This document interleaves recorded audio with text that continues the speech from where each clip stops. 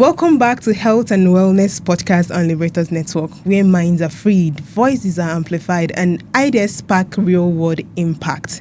And of course, on our last episode, we talked about autism in different stages of life, from creche-aged children to elementary school-aged children, and also higher education-aged individuals. Joining me here again is my favorite therapist, Mr. Victor Alozie, who is specialized in behavioral and speech support. He has a wild knowledge and experience when it comes to autism, neurodivergent. Today we'll be talking about autism yet again, but in younger adults and advanced older adults. You're welcome, Mr. Victor. Oh, thank you, Mr. Massey. It's a pleasure always having you here. How are you doing? I'm fine. I'm good. Yeah, Okay. you look very good. Thank you. Yeah. You look stunning too. Thank you.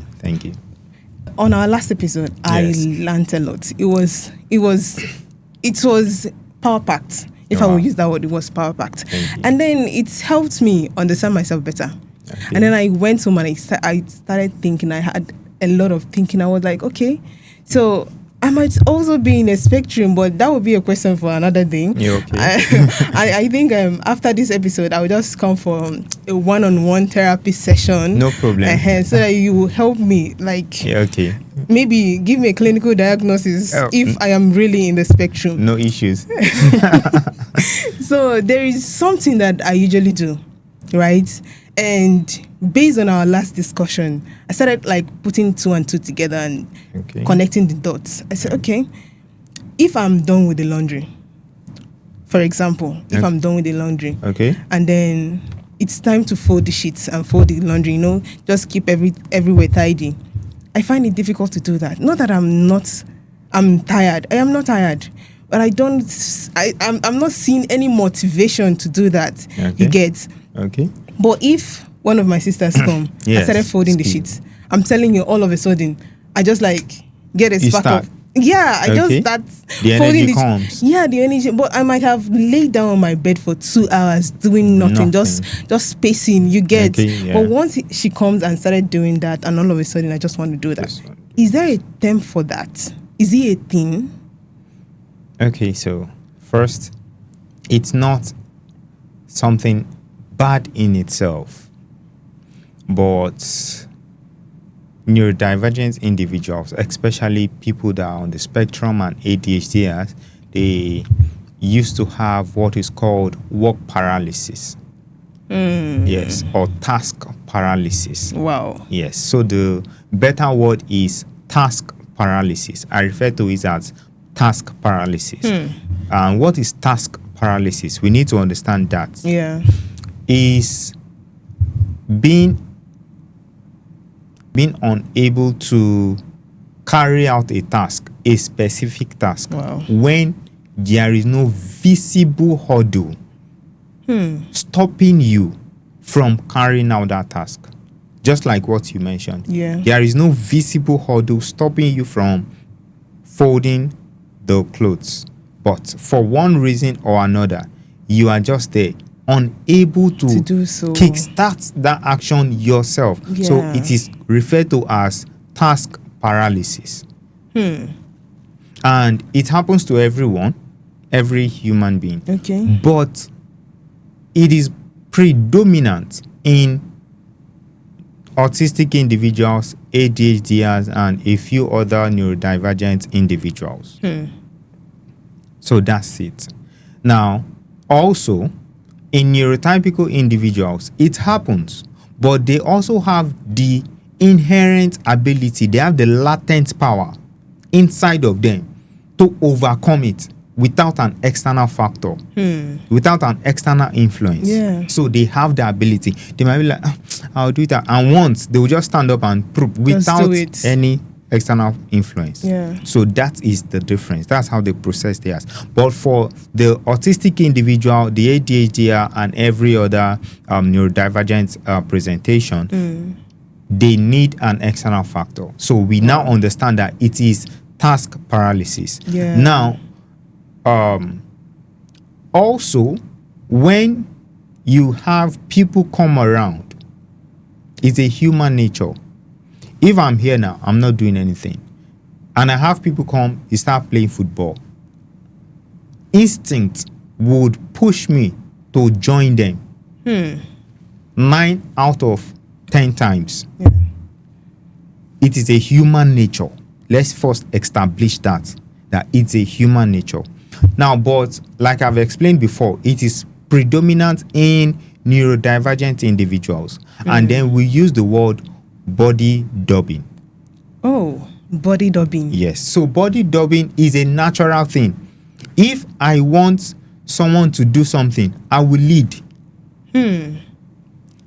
Even from the Bible days, as a Christian, if you read your Bible, you will find out that Jesus led while his disciples followed. Yeah. They dubbed him. His body dubbing. Elijah was leading. Elisha followed suit. Body dubbing. So body dubbing has been in existence for time immemorial. But it has not been studied like it is being studied currently and in relation to neurodivergence. So that term is body dubbing. So what is happening is when your sister comes and you see her doing the that stuff. task, Yeah. you have dopamine released, everything, and then you are energized. You are triggered to do what she is doing. So it's body dubbing. So, and it's predominant in neurodivergent individuals, autistic individuals, and ADHDers. So that's Okay. it. What you just you explained a little bit of this question, but I just wanted to go a little bit in depth Okay. on it. Okay. So, what role does this body dubbing Yes. does in adulthood, especially in autistic or Individuals. neurodivergent individual? I just want you to like I just want to grasp Grasp. everything because Okay. it just like it just I like, gave it crumbs. Yeah, right? you gave it Okay. crumbs. So this is it. How it affects the quality of life of young adults. Yes. Okay.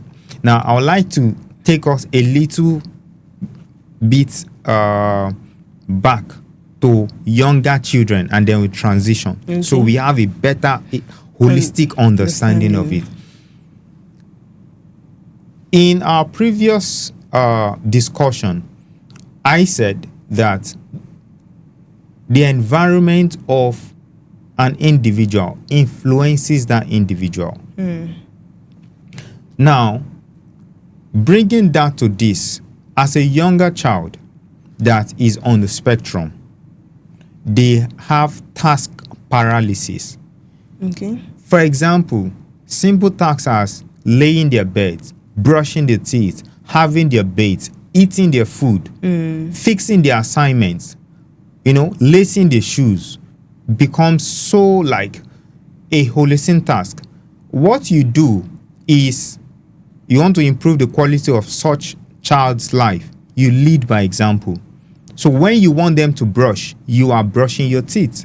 When you want them to drink water, you are also drinking water. Whatever you want them to do first. Okay. Yeah, don't just give instructions. And this goes to both therapists, parents, and caregivers. Okay. Whatever you want them to do first. If you want them to lead, you lead. When you lead, they will learn how to lead from you, so they will become leaders. That's how it works. So in young adults, body dubbing is very, very important. Okay. And it is positive, right? Yeah. And they can also be negative impacts of body dubbing. Okay. Remember, body dubbing is mirroring. Yes. Good. So if an individual is carrying out an action that is harmful, they will also carry it out. Wow. Because they are dubbing it. They are mirroring. They are mirroring it. Wow. Yes. So to increase the quality of life is to lead. So whatever you want them to do, you do it. So if you want them to be cool, calm, and collected individuals, You have to be one. cool, calm, and they are watching. When there is when the tension is high, there is an argument, the way you handle it when they are there, they are mirroring it. When they commit an offense, they do a wrong, the way you correct them, they are mirroring it. Wow. It becomes a part of their life. So they start acting that way. So if you want them to be well organized, you also be well organized. So whatever you are doing, you are, and it's not like you are just doing it and they are just there watching. You are carrying them along consciously, unconsciously. So say you want to make the bed. Yeah. So you say, oh, will you join me to make the bed? Oh, Let's go make your bed together. Things like that. Don't say, go and make your bed. No. Let's go make. And they hardly see you make your own bed. And if you want them to do something, join them in the task. Don't say, do the dishes. No. Let's go do the dishes. Join them. And that's it. So that way, they become more productive and reliable. So that's it. Wow, that was very, very insightful. Okay, what do you have to say? How does the cliff edge of leaving school and entering into workforce affect a person in a spectrum mentally? What effect does it have, like transitioning from school to work environment? Okay. What effect does it have on the mental health of someone in a spectrum? Okay, that's a very important question and aspect of neurodiversity that we need to pay attention to. Moving from one task, from one stage of life to another. So that's the cliff edge. Transitioning from one stage to another. A different. So when you are already used to a system, you are conditioned to a system. Changing the system is a task. It's not something that comes so easily. But first, we should note that generally, change is not comfortable. No change is comfortable. That's so there is no change. Just like the woman who is pregnant. She wasn't pregnant. Yes. She has not been pregnant. And now she's becoming pregnant for the first time. That's a change. She will not be comfortable. And then she's put into bed. So you see, there is a change from being not pregnant to becoming pregnant and then delivering. So now, either you are neurotypical or you are neurodivergent. Change will not be comfortable because you are neurotypical. Change will not be comfortable because you are neurodivergent. No. So the moment you're able to understand that this is life, is the rule of life, change is not comfortable, be it a positive change or a negative one. Now, how we approach this change is very, very important. Okay. And over time, I have come to understand that what cancels out anxiety is information. Information cancels out anxiety. If you know, if you are pre-informed, if you know what will happen, how it's going to happen, you can never be anxious. Yeah, exactly. Take, for example, those that watch football. It's a live match, so you don't even know what's going to happen. So when the ball is going towards the opponent's goalpost, you are at the seats, and then that's the cliff edge. And like, But if it's a pre-recorded, you already know what. So happened. you know that the end product is 3-2. Even though you are losing, your team is losing 2 goals down. And it's 80 minutes. You're not relaxed. You are relaxed. That is what information does to anxiety. Information eliminates anxiety. Now, in the school setting, it is very important that individuals are being armed. They are being given the right information of what they will encounter when they get out of this setting. Okay. Now, it is the way, don't forget, it's the way you approach this thing. It is not the change that is the problem. It is the way you approach the change. that actually either breaks you or makes you. And that is why, to a large extent, I love the American and the European setting when it comes to education. When you are in college, you can work. Yeah. So you're already working. You have a feel of what life is After school. after school. In some advanced countries, you have them at 16, 17, 18, 19, 20. You know, they already left their parents. Yes. And then They've they are on moved their own. out They already. moved out, they have their car and things like that. So they are paying bills. But they are still in college. They are still in school. So they already have a feel. There is an infusion of what I refer to as real life. There is an infusion of real life into their current state. So the transitioning is not spontaneous, is not sudden, it is gradual. Think of it like this: a child that is being born, and you are weaning the child for the first 6 months. Strictly on breast milk. Yeah. Okay? And from there, you start introducing water. Yes. Can you see that? Yes. Okay? That's an external thing that was not there originally. Yes. The child is beginning to feel, okay, water. And then maybe at 7, 8 months, you begin to introduce other formulas. Can you see that? You are introducing, you did not just say, oh, take bone, take meat at 6 months. You see that? So it's because you are informing the child's system that, oh, you are transitioning from breast milk to other formulas, to real food. So the system is adjusting. Yeah. The baby system is adjusting. So is the mind. So these individuals, you need to introduce things gradually, not spontaneously. So if you bring it spontaneously, that is when their mental state becomes affected negatively. The impact of the change, we have negative effect on their on their mental states. And you know, the mental health is just the temperature of, in quotes, temperature of your mind. So, and your mind temperature is as a result, or is being regulated by informations. And like we have just been saying, that information eliminates anxiety. Yes. So the temperature of your mind is being regulated by informations. So it will be tense if there is lack of information.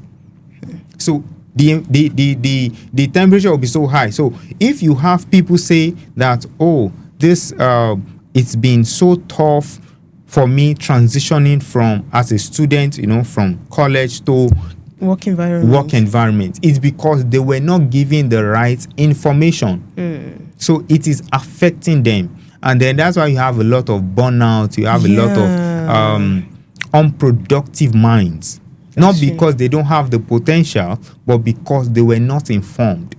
They were not prepared for it. And then anxiety creeps in. Anxiety creeps in because there's lack of information.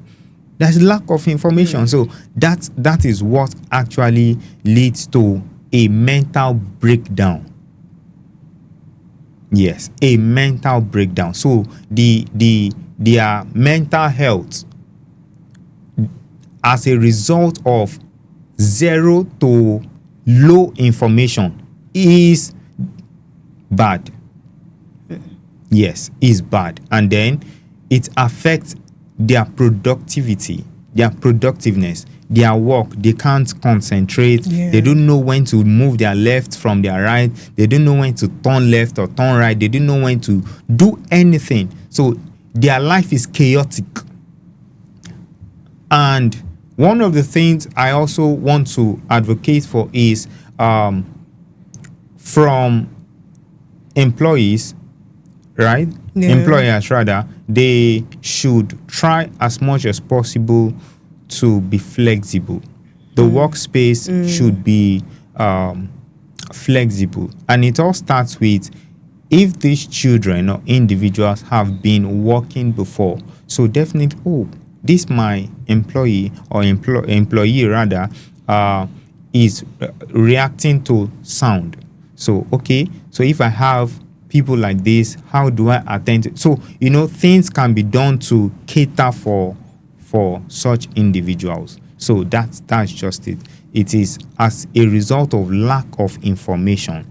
Yes. So how they can transition is by giving them those things while they are still in college.